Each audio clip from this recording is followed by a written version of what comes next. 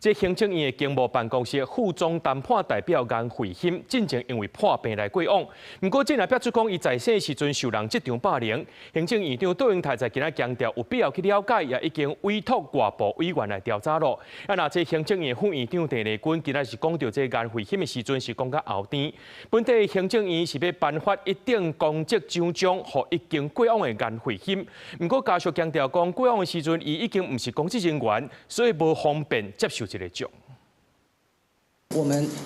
在這個總結性會議上面持續的去爭取。台美關係談判重要官員之一的顏慧欣，在去年9月因為身體健康原因請假，所傳講今年3月10日因為破病過身。行政院將會協幫顏慧欣一等公職獎章。因國家屬以顏慧欣過身時陣已經無公職的身份，無接受。另外，談講顏慧欣在生的時陣有拄到這場霸凌，行政院長杜永泰講，交予外聘的委員調查。我們這一次特例由所有關於職場霸凌調查的委員當中，全數由外聘的委員來擔任這樣的工作。我們必須做出清楚的調查，向社會最重要的是向嚴大使及其家屬有一個非常清楚的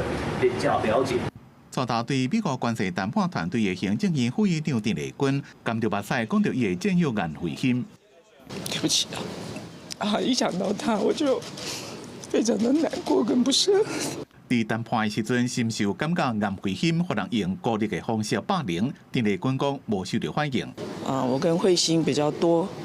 是在會議中參與會議上面的討論互動，他沒有跟我個別來表達他在經貿辦公室裡面的